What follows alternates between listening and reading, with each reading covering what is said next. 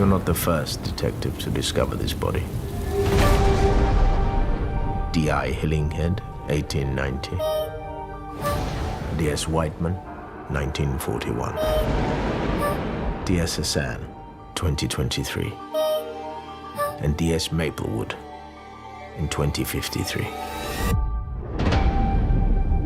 Bonjour à tous et à toutes et bienvenue dans la Watchlist de Spoilers, notre podcast dédié aux sorties récentes et moins récentes de séries SF, fantasy et fantastique. Ici Guillaume et je suis ravi d'être aujourd'hui en compagnie d'Arnaud Tomassini, alias Arnaud Kikou sur les réseaux.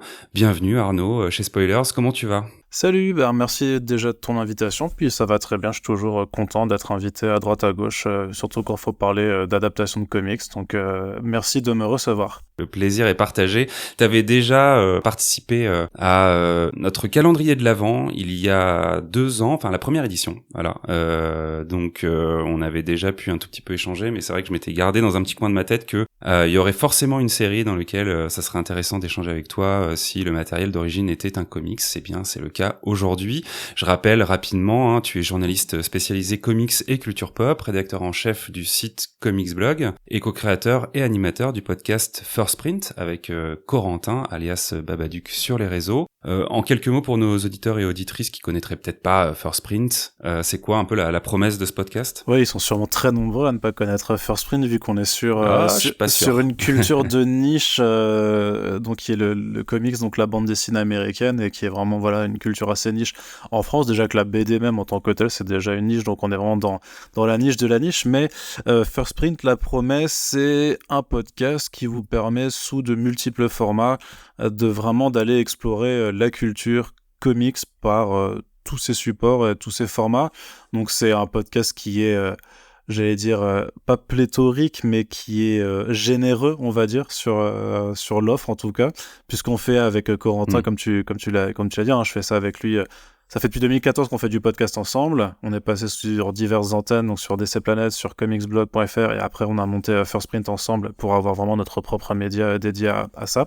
Mais donc ça fait quand même 10 ans qu'on parle de comics sur Internet. Donc on fait de la revue d'actualité 3 fois par mois. On fait des émissions de revues de bande dessinée, de critiques de BD, donc de comics principalement, mais parfois d'un petit peu de production d'ailleurs, là le plus régulièrement possible, puisqu'on est forcément des gros lecteurs. On fait comme ce qui est le cadre de cette émission, de la discussion et de la critique autour d'adaptation de comics. D'ailleurs, on va réparer un écueil avec ce spoiler, puisqu'on n'a pas parlé de Bodies. Hélas, on a un peu passé à côté. On n'a pas forcément pris le temps, donc c'est bien, tu m'as poussé à me rattraper sur une erreur faite avec First Print.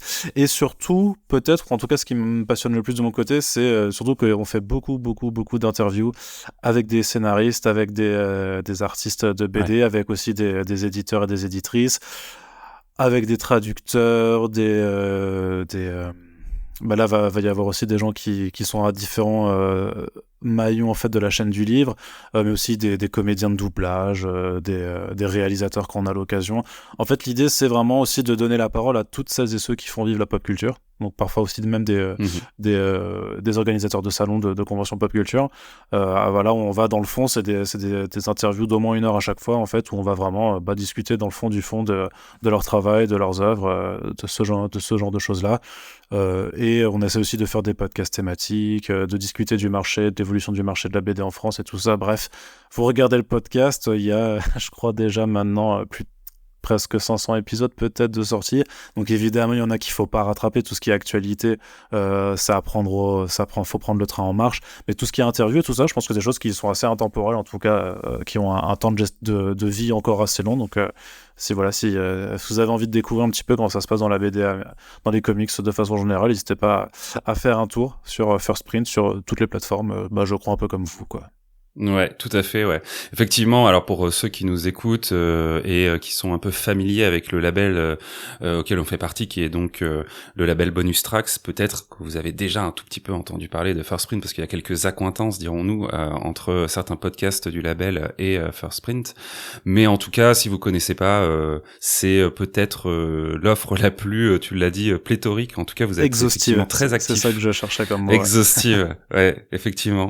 Vous êtes très actifs, très productif et il y a plein de formats différents, donc c'est vrai que voilà, je vous invite tous et toutes à aller écouter ces podcasts, parce que même si en soi vous n'êtes pas connaisseur ou même justement que c'est un peu un univers qui vous intrigue, que vous avez envie de vous y mettre par un biais ou un autre, en fait je trouve que c'est aussi une bonne porte d'entrée sur certains sujets qui sont parfois à la fois, comme tu l'as dit, soit sur l'industrie, soit sur des lectures en particulier, donc il y en a vraiment pour tous les goûts et pour tous les intérêts. Et je préciserais même juste que si jamais effectivement le nombre d'émissions peut vous faire peur, je les trie par type d'émission, et on a un site first-print.fr qui permet vraiment d'avoir les catégories, et notamment d'aller justement pour les choses les plus accessibles sur que ce soit les interviews d'auteurs dédiés, les trucs sur les adaptations ou les podcasts thématiques, où justement là ça permet de faire le tri avec tout ce qui est revue d'actualité ou les formats voilà qui sont peut-être les moins nouveau friendly, on va dire. Après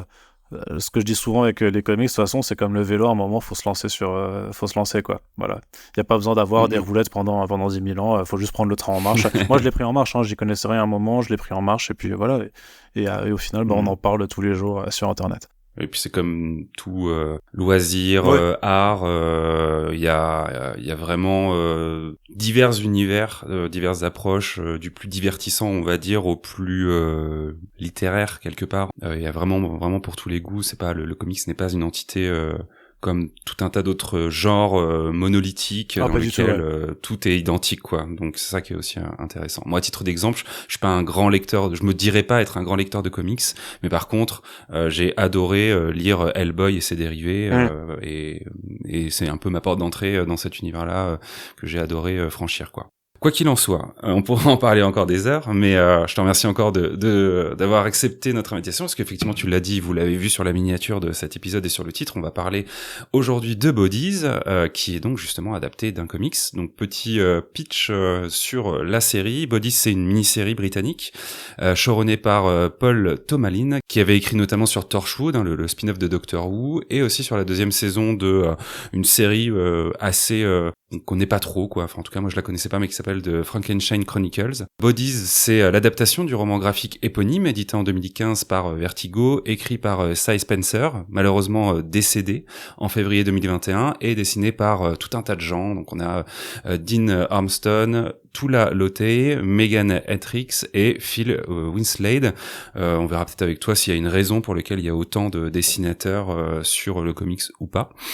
C'est une série qui est disponible depuis octobre 2023 sur Netflix. Elle compte 8 épisodes de 50 minutes, dans lequel on retrouve un casting choral d'actrices relativement peu connues à l'international. Mais on peut citer tout de même Stephen Graham, qu'on a pu voir dans Band of Brothers et Broadwalk Empire, le Al Capone jeune, c'était lui.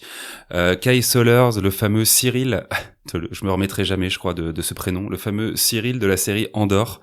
Voilà, cette espèce de personnage un peu gris qui choisit d'aller vers l'Empire pour gravir les échelons de la hiérarchie.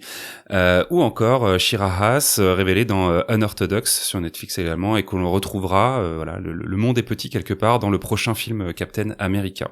Bodies, qu'est-ce que ça raconte rapidement ? Nous sommes à Londres en 2023 et la détective Shahara Hassan, interprétée par du coup la très bonne Amaka Okafor, découvre dans une ruelle sombre le cadavre d'un homme nu.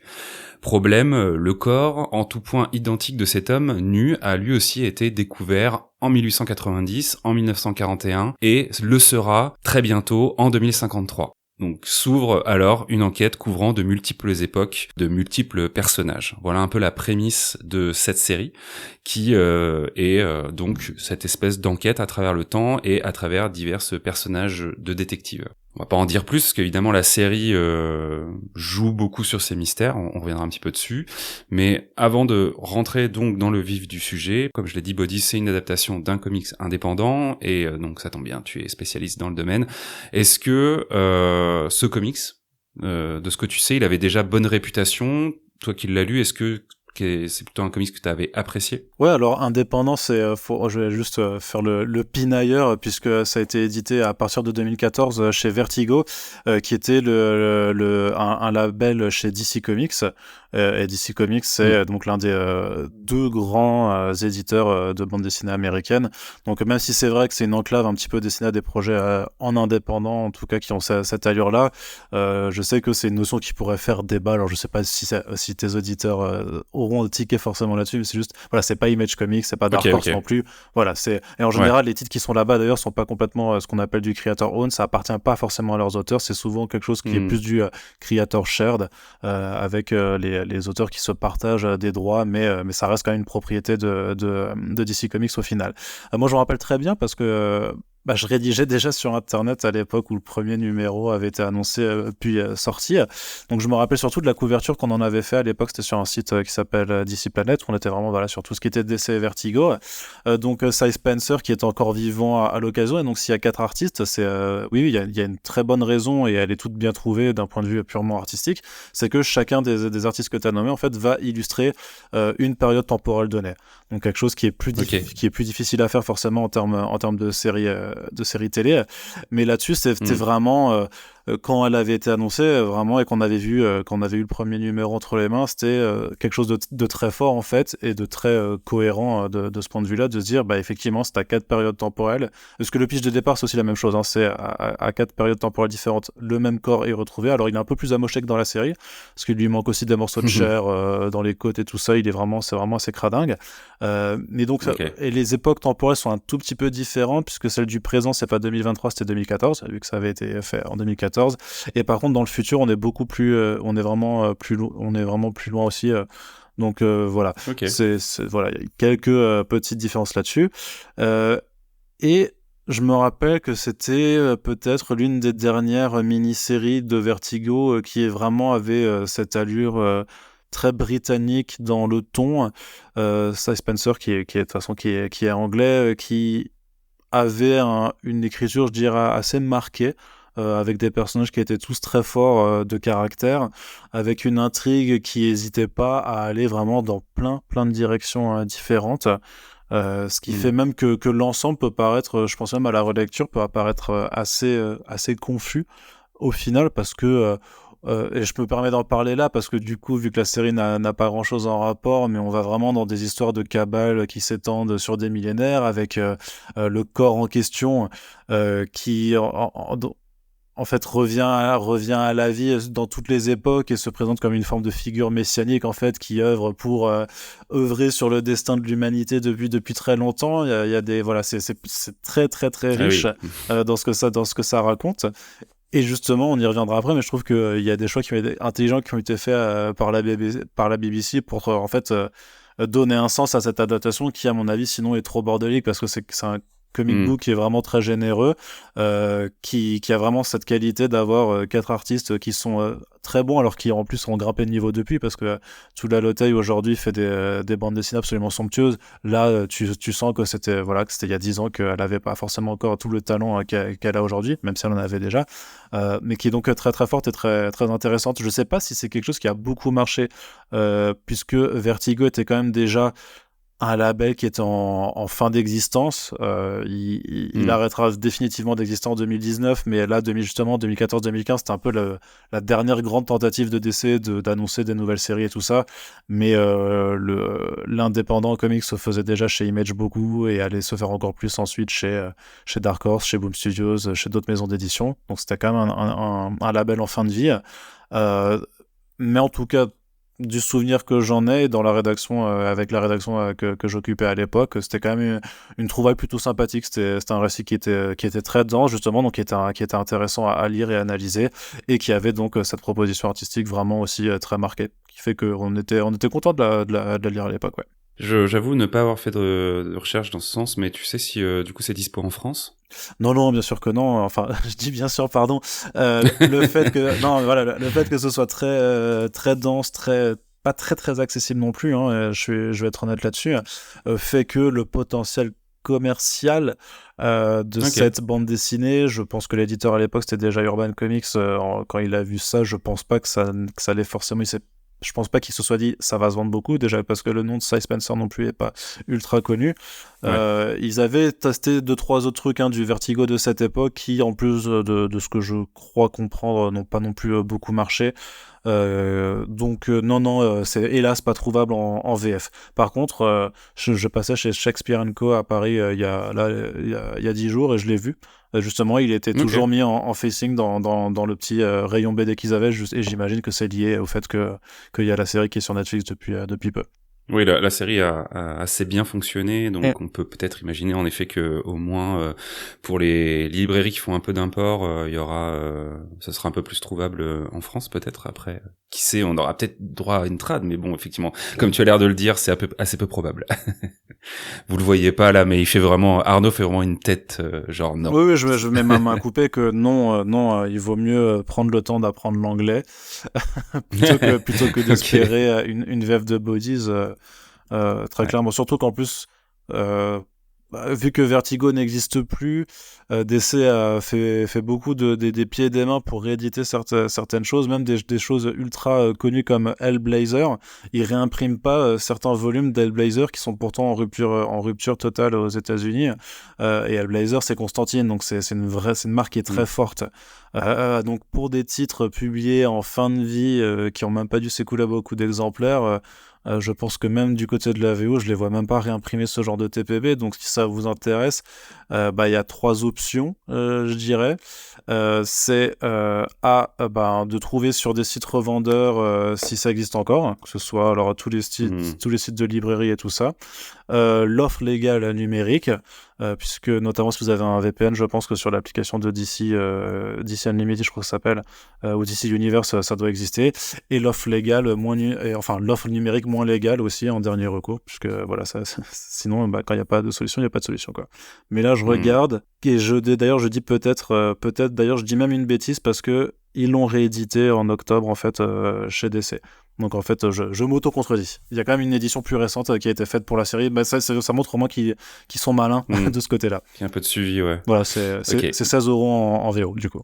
Ok, très bien, merci pour ce fact-checking en direct. Moi, quand j'ai vu ça, quand j'ai appris que du coup la série était adaptée d'un comics, je me suis assez rapidement dit que c'était ça semblait être assez évident d'adapter des récits épisodiques justement en série, parce que j'imagine que Bodies a été édité en plusieurs volumes. Enfin, il y a eu comme ça un suivi de plusieurs épisodes les unes à la suite des autres, puisque c'est un petit peu comme ça que le comics est édité. Encore une fois, tu vas préciser un petit peu les choses, mais moi ça me semblait être du coup une évidence de le faire plutôt en série qu'en film. Est-ce que toi, je crois que du coup j'ai retrouvé quand même trace d'une news que vous avez faite sur Comics Blog qui parlait du coup de l'arrivée de la série. Est-ce que la série c'est un projet que t'attendais ou vraiment c'était un peu en périphérie Alors donc pour préciser, la majorité des bandes dessinées aux États-Unis sont publiées.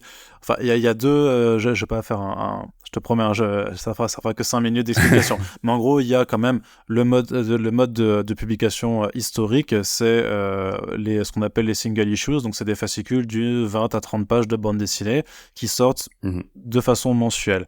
Et une fois que tout est sorti, ou qu'un nombre de numéros suffisant est sorti, c'est compacté en album, ce qu'on appelle les trade paperbacks.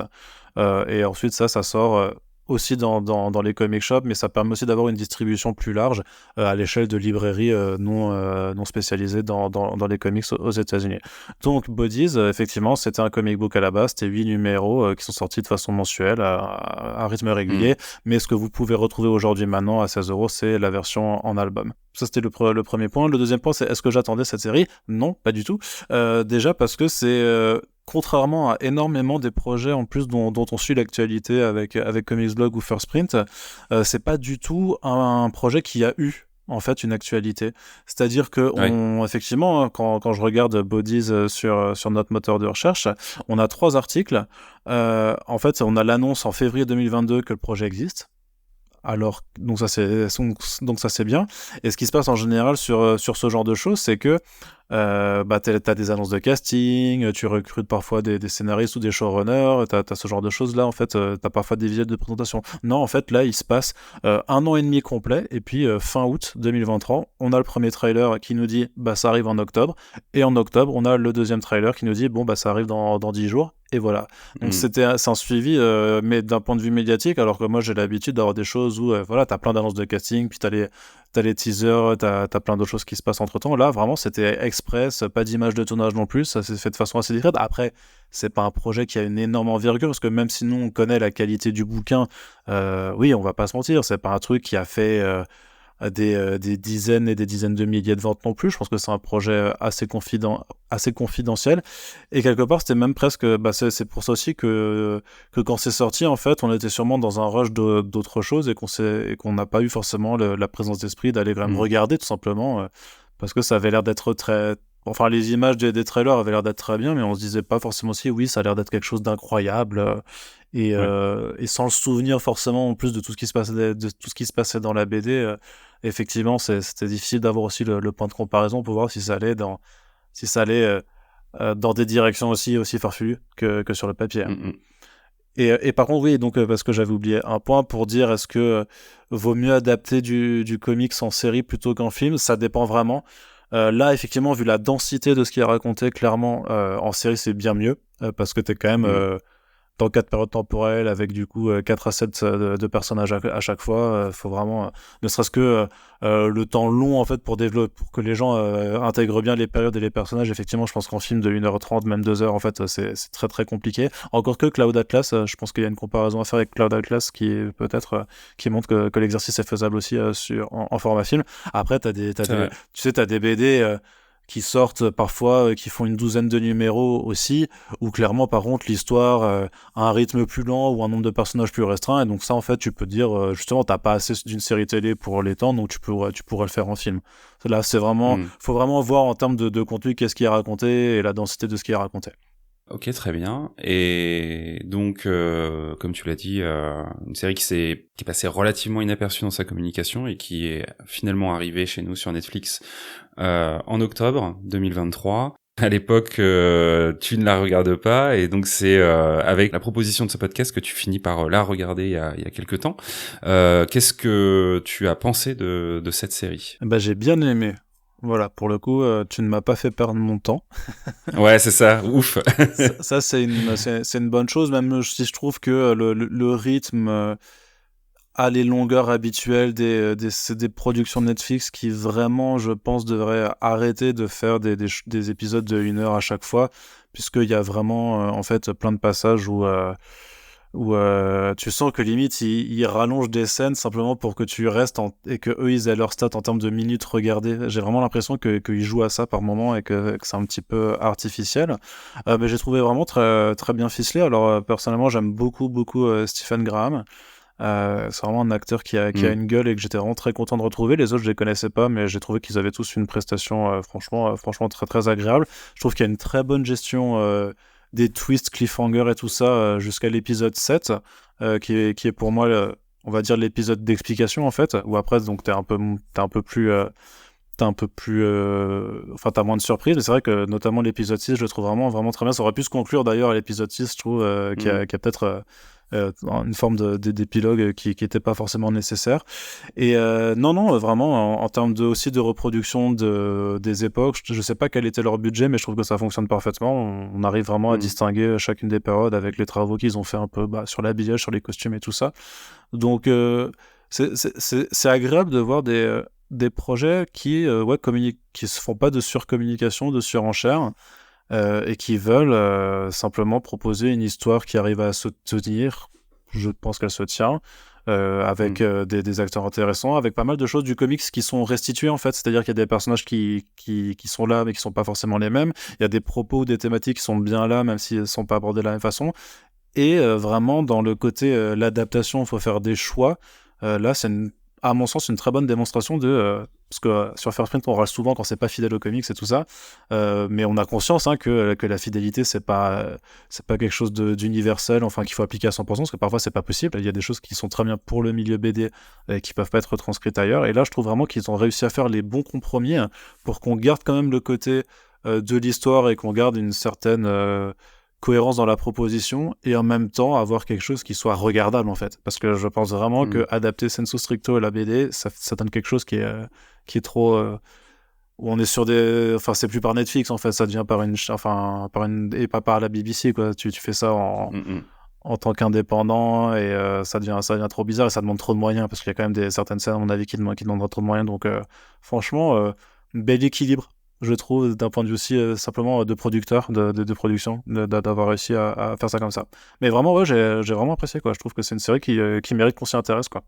Et tu l'as dit, du coup, il y avait eu un choix sur le comics de prendre évidemment donc 4 dessinateurs et dessinatrices différentes pour représenter ces époques. Est-ce que et de manière plus globale, la transposition, l'adaptation avec une espèce de simplification de son histoire pour être un peu plus digeste en format série, est-ce que cette distinction entre les époques, c'est un truc que tu as retrouvé ou ça a quand même été un petit peu gommé cet aspect-là, parce que c'est vrai que on sent qu'à l'image, il y a un effort qui est fait au-delà de la reconstitution. On a une colorisation, pour être un peu simpliste, parce que ça s'exprime un tout petit peu différemment aussi quand même, mais des différentes époques, pour qu'on s'y retrouve aussi tout simplement, hein. Et puis pas mal d'effets de split screen aussi, qui se prêtent assez bien justement à la compréhension de révélations qui s'opèrent à différentes époques et par des personnages différents. Est-ce que ça, c'est des petites mécaniques de mise en scène? Est-ce que en termes de couleurs, en termes de photos, c'est des choses qu'on peut retrouver dans le comics, enfin qui rappellent le comics où ils ont vraiment fait un choix c'est la série qui a fait ce choix et c'est assez différent par rapport aux comics là-dessus. Concrètement, quand vous prenez la BD, c'est 4 dessinateurs et dessinatrices qui ont des styles qui sont radicalement différents, donc il n'y a aucune confusion qui peut être faite dans l'époque, hein. Il y en a un qui a un trait très très fin avec plein de griffures, on va dire. Megan Etrick, elle a un ancrage qui est beaucoup plus prononcé. La période futuriste notamment, c'est avec des couleurs très jaunes, très fluo partout et un trait beaucoup plus large. Donc vraiment, c'est ce qui fait la force aussi de cette bande dessinée, c'est que c'est vraiment très très très différent. Tu peux pas te tromper. Et en même temps, c'est aussi c'est normal, hein, parce que si c'était 4 artistes qui dessinaient pareil, ce serait un peu compliqué. Bien sûr. Et les styles sont mélangés au sein d'un même... Non, par contre, non, jamais. Okay, voilà. Non, c'est des séquences période par période, et il n'y a jamais de planche où tu as deux périodes qui se mélangent. Ça aussi, je pense que c'est une condition de lisibilité, en fait, hein, sinon t'es perdu. Alors, à l'écran, ça se voit moins. Je pense qu'ils auraient pu pousser les potards un peu plus sur des questions ne serait-ce que de contraste en fait, ou de photographie, c'est-à-dire d'avoir plus de bleu pour la période de 1940, d'avoir quelque chose d'encore plus gris et plus sombre pour la période de 2053 et ce genre de choses-là. Mais tu sens quand même en fait que tu reconnais les époques, donc en soi ça m'a pas dérangé. Et c'est vrai par contre que les split screen là, merci je cherchais le terme, mais merci de me l'avoir retrouvé. Dans ma tête du coup. Mais ouais, très très bonne idée en fait, de mettre à certains moments pour les transitions, pour parfois mettre 3 ou 4 personnages en même temps, pour bien montrer aussi cette façon qu'ils ont de tous enquêter sur le même mystère et tout ça. Ça, je trouvais que c'était vraiment une très très chouette idée. Puis c'est con, mais le split screen, ça rappelle tout simplement les cases aussi. T'as la gouttière qui se crée, ça rappelle des cases de BD. Complètement. Et voilà, pour les fans de BD, il en faut peu, hein. Non, mais oui, effectivement, il y a le découpage, c'est, je pense, relativement issu de l'art séquentiel, de la BD et tout ça. Quand on fait du split screen, ça évoque assez vite ce genre de choses. D'ailleurs, pour l'anecdote, le générique qui est très sobre est plutôt élégant et directement adapté de la couverture des comics, avec vraiment cette typo où ces lettres sont coupées à 50% et représentées avec des petits éléments un peu cryptiques qu'on retrouvera dans la série. Donc ça, c'est vraiment pour l'anecdote de la fidélité, on va dire, au matériel d'origine. Moi, de mon côté, globalement, je suis d'accord avec toi, c'est plutôt une série que j'ai appréciée.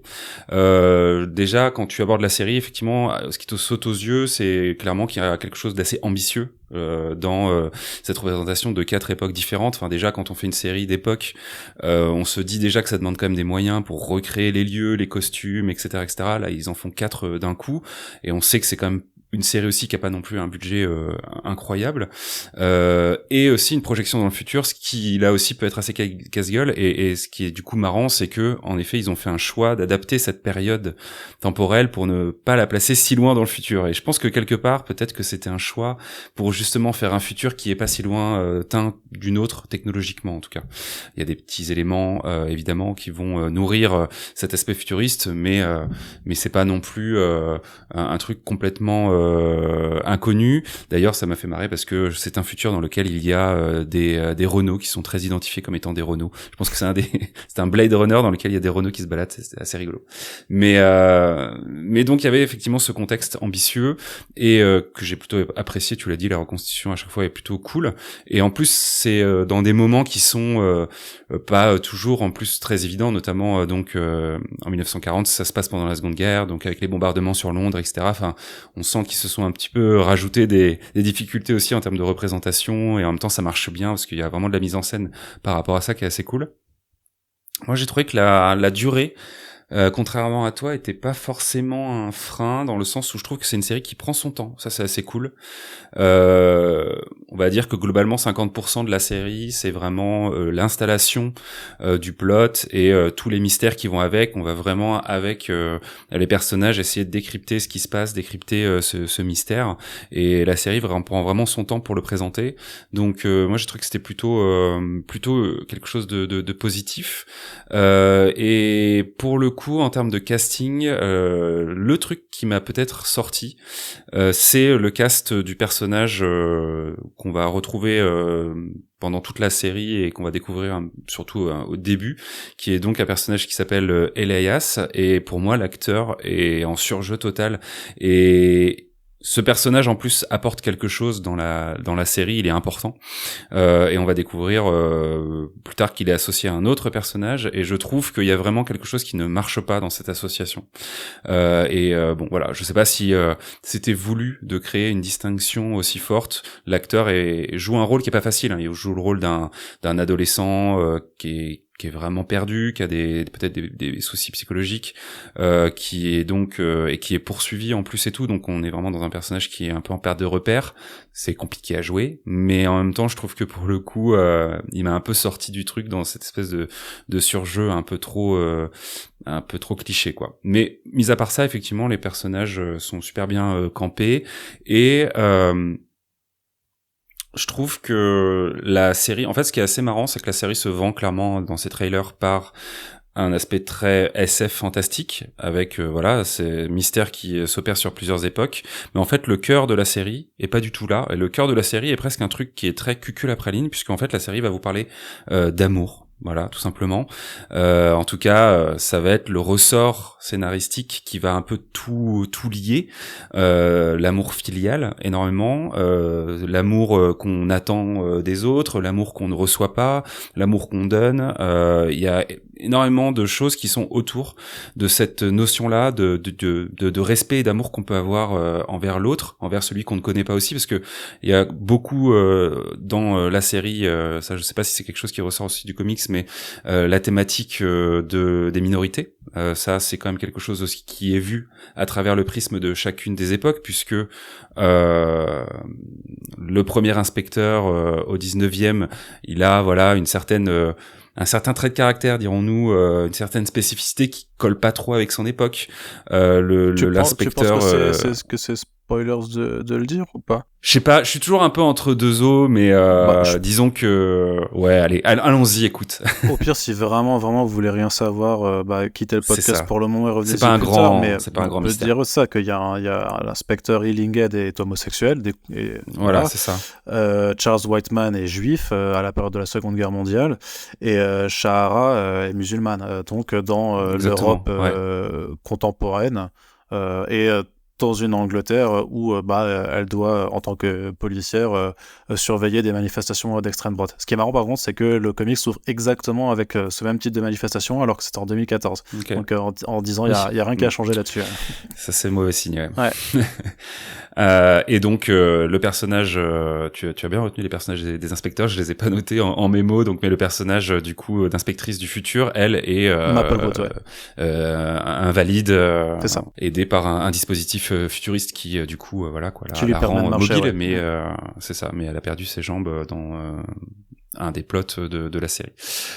Et ça, au-delà de l'enrobage qui est excellent, du coup des décors, du plot, de l'histoire, de tout ce truc très entremêlé de temporalités diverses, on a vraiment, c'est ce qui donne vraiment à la série du cœur, ce rapport qu'ont les personnages, et du coup ça donne aussi une vraie densité au personnage, quoi. C'est-à-dire qu'on n'est pas seulement dans un récit d'action où on va aller à 100 à l'heure, on va vraiment se poser, il va y avoir vraiment des échanges entre les personnages, ils vont avoir un passif, ils vont être tous liés entre eux. Et je trouve que pour le coup, moi, c'est ce qui m'a permis aussi vraiment d'apprécier la série. Je sais pas si c'est un aspect qui t'a marqué aussi. C'est vrai que à leur décharge, c'est des personnages en fait.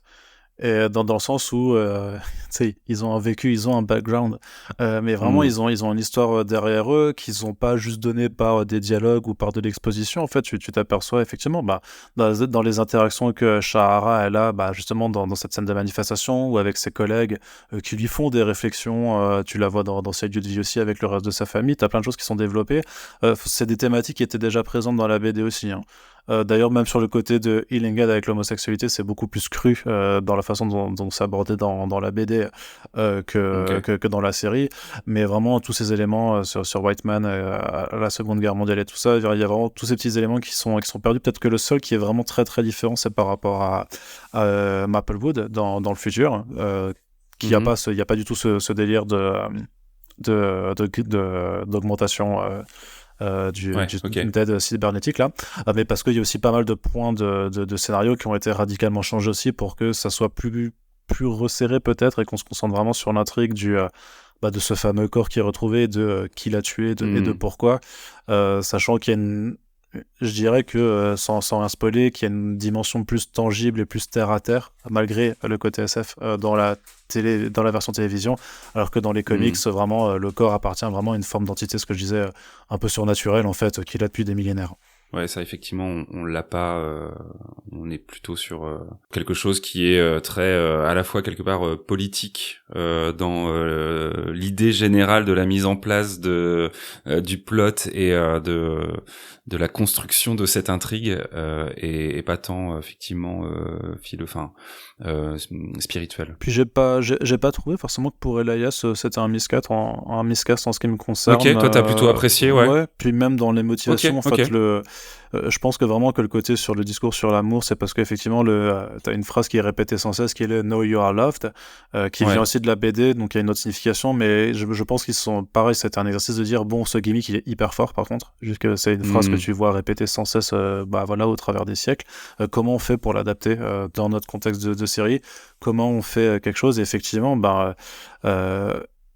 au final, qu'est-ce qui te pousse à vouloir être mauvais contre les autres si c'est pas le fait justement de pas avoir connu l'amour de quelqu'un et que t'as pas été constamment rejeté. Moi je trouve justement, c'est dans l'épisode 6 je crois, une scène de non-retrouvailles avec une maman qui est poignante en fait, qui est aussi un point de bascule pour certains des personnages, et je trouve que tu comprends en fait tout ce que ça veut dire. Et quand ça sort en 2023, et vu qu'on est sur tellement d'individualisme, sur tellement d'indifférence de plus en plus marquée en fait pour les autres, que ce soit au travers des évolutions sociétales et géopolitiques, je trouve pas ça si cucu en fait de dire en fait faut aimer son prochain et sans aucune dimension religieuse ou quoi que ce soit, quoi. Juste c'est une question d'empathie ou d'amour, on va dire fraternel en fait vers les autres, et j'ai du mal à trouver ça cucu vis-à-vis de l'époque dans laquelle on vit en vrai. Moi, je n'ai pas trouvé l'acteur très convaincant, mais j'ai quand même trouvé qu'il avait des belles scènes. Et effectivement, le personnage, par contre, je l'ai compris et je l'ai accompagné dans son chemin sans aucun problème. Effectivement, moi, je suis à 100% client, on va dire, de ce genre de propos et de ce genre de philosophie. Quand justement on ramène, c'est souvent ce que je dis dans Spoiler, c'est la différence que j'ai de perception entre une série que je vais juger un peu oubliable, un peu osef, et une série que moi je vais apprécier, que je vais trouver intéressante, c'est justement le degré d'émotion, quoi. Yeah. Si une série me donne de l'émotion, c'est gagné. Et effectivement, je dis cucu parce que on s'attend pas spécialement à trouver au cœur d'un récit qui est pas du tout vendu comme ça ce genre de message, quoi.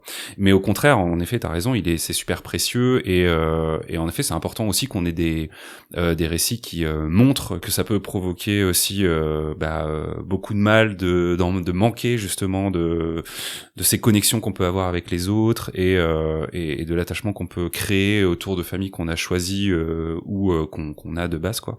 Donc effectivement, c'est plutôt un parti pris qui est intéressant et qui vient détonner par rapport à l'image qu'on se fait un peu de la série.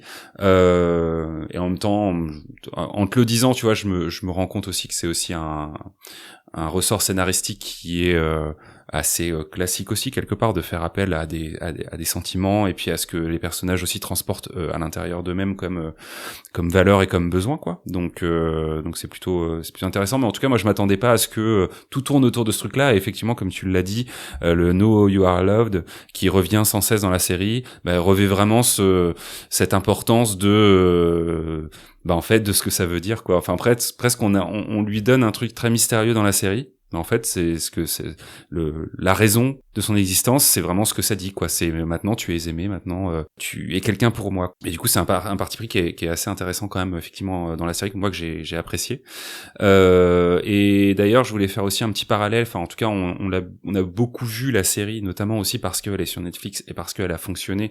On a beaucoup vu la série être rapprochée de Dark, qui est une autre grande série avec des temporalités différentes et beaucoup de personnages. Je voulais dire aussi pour du coup nos auditeurs et auditrices qui hésiteraient à se lancer dans Bodies, c'est beaucoup moins compliqué que Dark.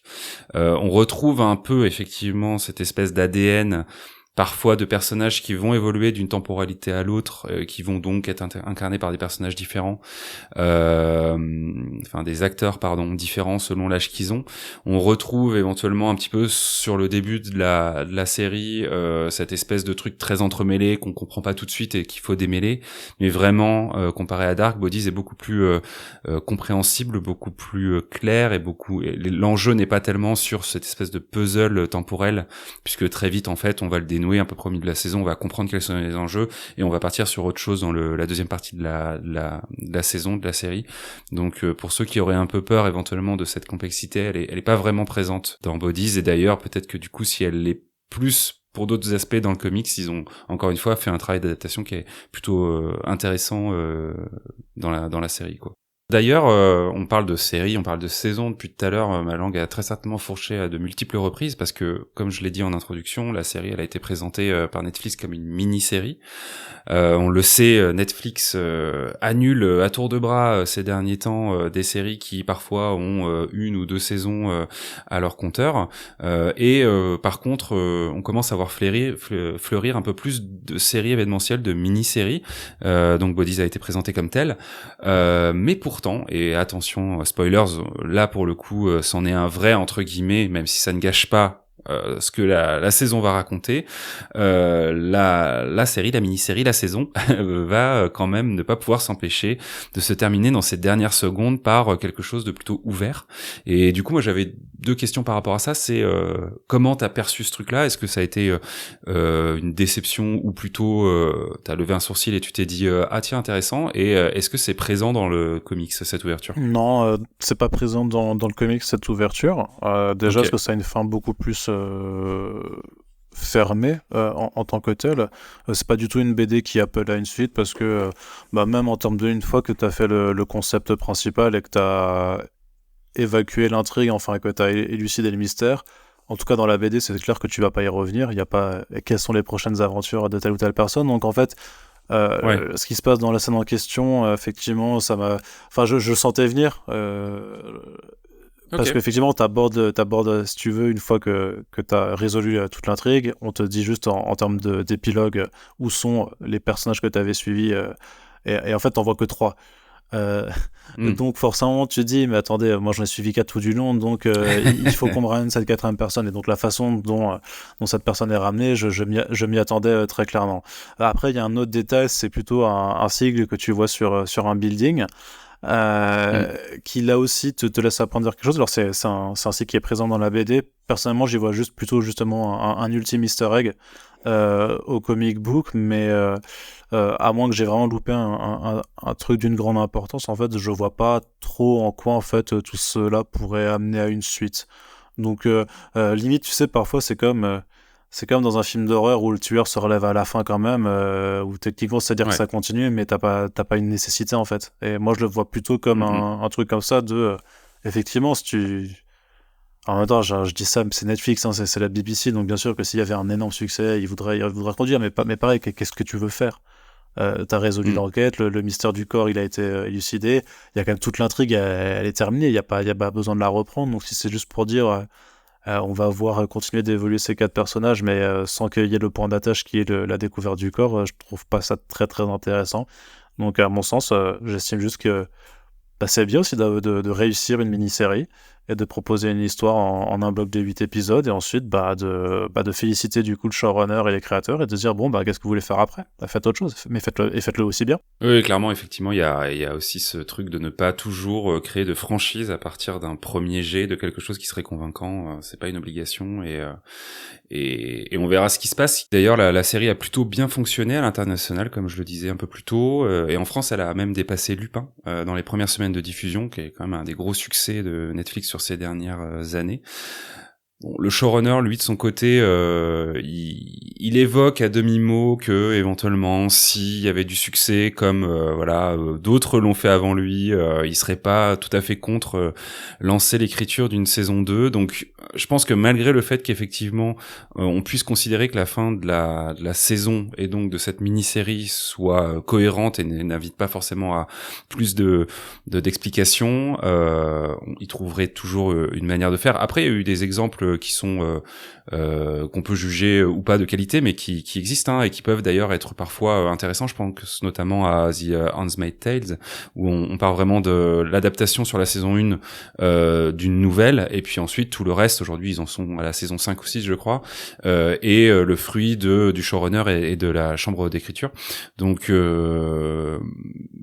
peut-être que nous verrons à notre grande dame fleurir une saison 2 de Bodies, et auquel cas il pourra être intéressant de voir comment il remodifie les choses. Mais je suis assez d'accord avec toi, aujourd'hui la saison et la mini-série se tient tout à fait, et on aurait plutôt hâte en effet de voir continuer le showrunner dans de nouvelles aventures avec peut-être plus de moyens, ou en tout cas d'autres thématiques, quoi. En fait, je vois une seule solution qui pourrait rendre la chose intéressante, c'est que tu fasses une seconde saison où tu réadaptes en fait le concept, c'est-à-dire celui à la limite d'avoir un même corps retrouvé à plusieurs époques temporelles, mais tu reprends pas les mêmes personnages en fait, parce que de mon point de vue, leurs arcs sont bouclés, leur trajectoire, enfin ils ont évolué, leur statu quo est intéressant quoi.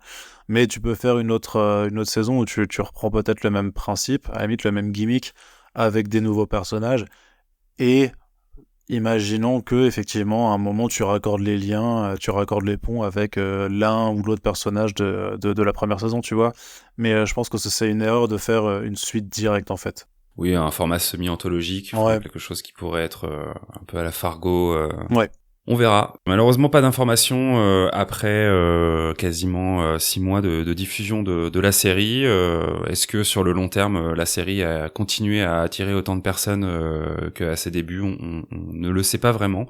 Tout comme il n'y avait pas eu beaucoup de communication aux prémices de sa diffusion, il n'y en a pas beaucoup plus maintenant. Donc on peut tout à fait imaginer en effet que maintenant toutes les équipes sont au travail sur quelque chose d'autre. Mais en tout cas, si jamais Bodies revient avec une saison 2 un jour, on sera là pour en parler. Peut-être que du coup on fera un match retour avec toi pour voir si c'était ou pas une bonne idée. En tout cas, actuellement, ça reste une mini-série que on vous conseille, je pense, assez sincèrement. Si vous aimez les récits qui mêlent, je l'ai dit, science-fiction et quelque chose qui a plus de cœur, des personnages qui ont une vraie évolution, qui ont des vraies problématiques aussi humaines à gérer dans cette série, vous êtes à la bonne place avec Bodies.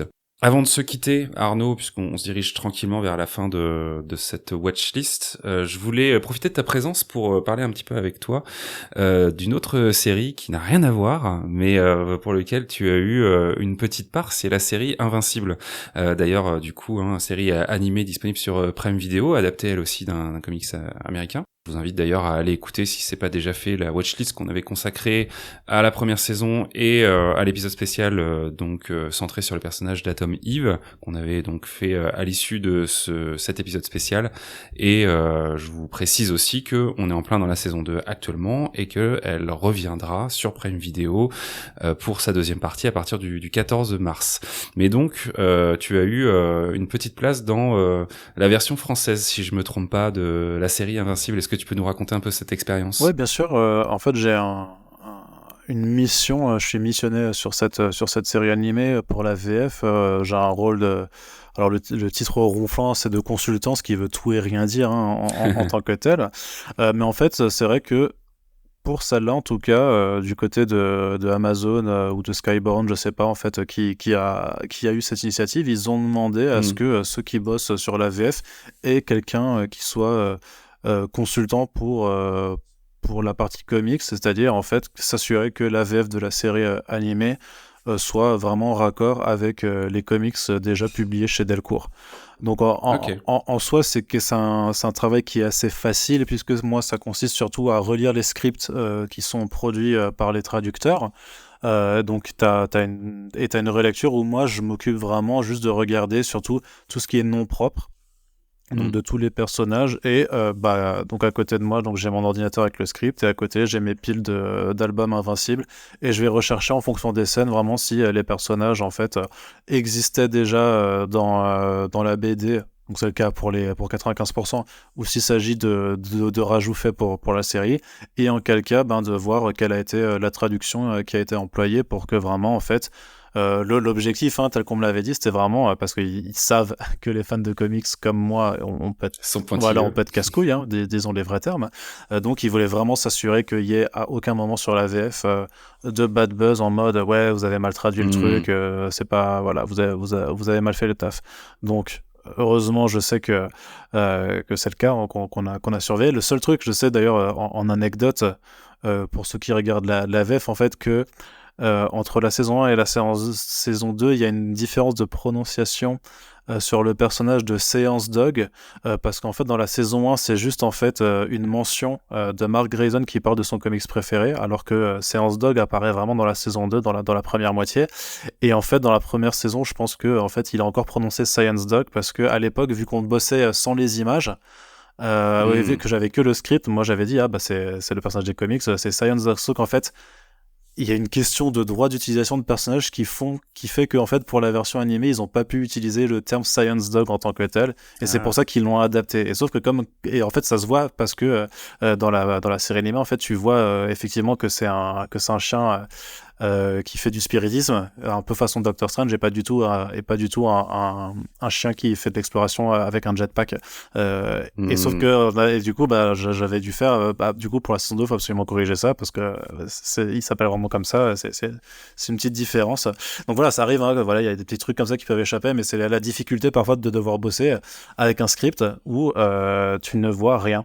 Ça c'est peut-être le moment qui est plus difficile parfois, mais c'est pas tout le temps. En général, on arrive quand même à bosser avec un épisode préliminaire où en fait on voit quand même l'action, même si c'est pas totalement terminé, et quand même on identifie plus clairement vraiment qu'est-ce qui est en train de se passer ou pas, ce qui aide parfois aussi juste à, alors peut-être pas pour les questions de nom propre, mais parfois juste de voir dans la façon dont les personnages se parlent, dont ils interagissent, voilà. Donc je bosse avec quelqu'un qui est ma superviseuse et qui est elle la personne du coup créditée sur les cartons AVF. C'est ma seule frustration, c'est de pas pouvoir voir mon nom à un moment apparaître là-dessus, quoi. Mais c'est en même temps c'est quand même une partie minime du travail, mais par contre ce qui est cool, c'est que techniquement je pourrais déjà vous spoiler toute la saison 2, enfin tout le reste de la saison 2 ici même, quoi. Bien sûr. Et c'était surtout ce qui était le plus dur. Ce qui était vraiment le plus dur, c'était que avant que la saison 1 arrive, il s'est passé facile 6 mois, je crois, où moi j'avais déjà rendu tous les scripts et tout ça, où je voyais plein de gens balancer des rumeurs sur quand est-ce que ça allait sortir, enfin raconter tout et n'importe quoi, et ça c'était vraiment le plus dur de pas juste dire, arrêtez de dire des conneries, quoi, c'est pas du tout ça. Oui, parce que toi-même, du coup, sur ta casquette de journaliste, t'avais accès à des infos que tu ne pouvais pas utiliser, quoi. Exactement, parce que sinon, je suis en rupture de NDA et puis je me retrouve avec les avocats par voie interposée de Prime Video sur le cul. Non, ça va. Oui. j'ai pas envie de ça. Pas cool. Ok, et par curiosité, parce que du coup, là, tu parles de quelque chose qui est très écrit, parce que c'est des scripts, et du coup, mais en termes de prononciation, est-ce qu'il y a des gens aussi qui gèrent cet aspect prononciation? Est-ce qu'on peut imaginer que des noms, justement, d'extraterrestres ou de technologie ou de voilà, parfois ça peut aussi être un petit peu compliqué de savoir juste sur la base d'un nom écrit comment le prononcer. Ouais, ça on en discute. Pour le coup, il y avait eu des questions, notamment pour le personnage de Cecil Stedman. On avait vraiment posé la question de est-ce qu'on l'appelle Cécile à la française ou est-ce qu'on dit Cecil comme dans la version anglaise. Et donc oui, il y a eu quelques cas de prononciation vraiment où pareil, on dit Atom Eve, on dit pas Atom Eve pour le coup, parce que c'est vraiment tout est prononcé, on va dire, avec l'accent français. Donc ça, c'est des choses sur lesquelles moi aussi je dois trancher. Et dans le cas en fait où il y a des noms qui apparaissent et où c'est pas et ça n'existait pas forcément dans les comics, parce que je sais que dans la saison 1, à un moment, quand ils recrutent des nouveaux gardiens du blog, il y a pas mal de noms qui sont droppés, qui sont pas des personnages qui existaient dans la BD, en fait, qui les ont juste rajoutés comme ça. Et là, c'était vraiment la question de est-ce qu'on essaie d'en traduire certains ou pas, ou est-ce qu'on les traduit pas, vraiment pour voir en fait. Et effectivement, par rapport aux noms qui avaient été donnés en question, valait mieux pas les traduire que d'avoir quelque chose qui aurait pu sonner un petit peu bizarre. Mais ouais, du coup, on discute aussi de la prononciation, quand ça doit se faire. Ok, très bien. En tout cas, à titre personnel, et je pense qu'on le partage au sein de Spoilers, on a très hâte de voir cette saison 2 arriver. Moi, perso, j'ai lu les comics pour le coup, donc je sais ce qui arrive dans les futures saisons. Ça va être effectivement ça va aller crescendo, ça c'est clair. C'est ça. C'est souvent ce que je dis effectivement aux gens qui découvrent la série ou qui veulent se lancer, c'est vous êtes pas prêts. Enfin, l'univers d'Invincible est bien plus vaste que ce que on peut voir au début, ce qui est déjà très cool. Le début est déjà très cool, mais on explore vraiment toutes les facettes possibles et imaginables de l'univers du super-héros et on va aller très très loin dans tout ça. Et là déjà on l'a entreaperçu dans cette saison 2, mais on a Angstrom Levy dans ce début de saison 2 qui va avoir un rôle important à la fin de la saison 2, qui est déjà un antagoniste qui est assez dont on se souvient dans la BD parce qu'on a des doubles pages qui sont quand même assez marquantes et on a très hâte de voir la série revenir et en parler du coup dans une nouvelle watchlist. En tout cas, merci de nous avoir ouvert un petit peu la petite lucarne de l'adaptation française. Je me permets, si vous allez sur le podcast et que vous cherchez Invincible, en fait, j'avais fait une série de podcasts thématiques sur la série animée, et j'ai notamment une interview en fait du directeur artistique de la direction du doublage, Benoît Dupac, que j'ai interviewé, et également de Marie Chevalot qui donne sa voix à Atom Eve, où on aborde vraiment à la fois son taf, donc le boulot de Benoît en tant que directeur artistique, directeur de casting, et le travail de comédienne de doublage. Donc c'est toujours en ligne, c'est toujours intéressant, ça vous permettra de voir comment ces personnes-là travaillent. Carrément, tu fais bien de le préciser, effectivement, on le mettra en description du podcast, et puis sur les réseaux on le partagera derrière, parce que écoute, j'étais passé à côté, mais je vais moi-même après cet enregistrement aller me mettre ça dans ma petite pile à écouter avec grand plaisir. Au-delà de tout ça, de ton côté, du coup Arnaud, c'est quoi un petit peu ton actu? Qu'est-ce qu'on peut attendre j'allais dire qu'est-ce qu'on peut attendre de toi? Elle est nulle cette phrase. Qu'est-ce que tu veux nous présenter en 2024? Je vais y arriver. Alors, qu'est-ce que je veux vous présenter en 2024? Déjà, si vous voulez rejoindre les gens qui écoutent First Print ou qui lisent Comics Blog, n'hésitez pas à faire un tour là-dessus. N'hésitez pas à aller dans vos bibliothèques lire des comics pour vous initier à ça, parce que ça reste de la lecture de BD il y a plein de choses formidables à découvrir. Moi, c'est vraiment l'idée avec ces médias, c'est de transmettre de la passion en fait et de la curiosité. Après, de façon plus concrète, j'ai pas grand-chose à vendre, parce que ce que je vends, c'est des podcasts gratos et de l'actualité qui est aussi gratos. Donc, mais par contre, je fais aussi un peu de traduction de bande dessinée. Et donc, je traduis une série notamment qui s'appelle Love Everlasting de Tom King et Elsa Chartier, qui est une dessinatrice française qui plus est, mais qui travaille pour les États-Unis. C'est sorti chez Urban Comics.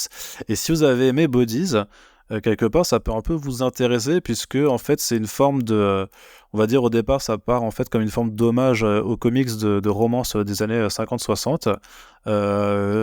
Avec donc une femme qui est prise dans des histoires d'amour impossibles. Elle peut pas aimer son boss parce qu'en même temps c'est le mari de sa meilleure pote et tout ça, et qui va se rendre compte qu'en fait elle est prise dans une forme de cercle infernal d'histoires d'amour différentes où elle est obligée de vivre des histoires d'amour différentes à chaque fois, et que dès qu'elle trouve l'amour en fait ça recommence à zéro, et elle va commencer à s'en rendre compte et ça va devenir absolument terrible pour elle. Elle va essayer de s'en sortir de cette forme de cercle, de cette boucle temporel très très bizarre. Et il y a le deuxième tome qui sort en mars, donc là vous avez, il y aura 2 tomes je pense que les 2 tomes permettent vraiment de vous faire une bonne idée de cette approche assez expérimentale et vraiment assez unique, hein. Je dis pas ça parce que je le traduis, mais parce que vraiment c'est une proposition vraiment très forte dans la BD américaine qui peut peut-être vous intéresser.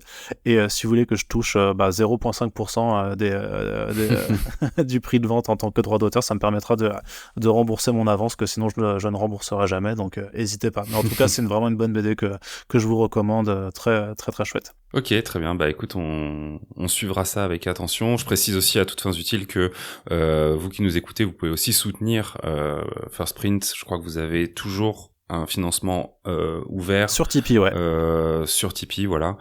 Parce que, comme tu l'as dit, on est beaucoup à produire du contenu gratuit, et le but c'est pas non plus de le rendre payant, mais c'est beaucoup de travail. Ça demande, ça demande du temps, ça demande aussi parfois de l'investissement pour aller dénicher des personnes qui sont intéressantes, qui sont un peu au-delà de son cercle, son réseau familier, on va dire, de confort. Enfin, vous en tout cas chez First Print, ces dernières années, vous avez clairement pu toucher un maximum de personnes, et c'est hyper impressionnant les gens que vous arrivez à ramener sur votre podcast, et vous en êtes très fiers à chaque fois, et je crois que c'est important aussi de soutenir des médias qui sont plus indépendants, mais aussi plus éthiques, quelque part plus précis, plus intéressants, plus passionnés. Donc n'hésitez pas en tout cas à aller faire un tour sur les financements des gens qui vous pourvoient en contenu intéressant, et First Print en fait partie.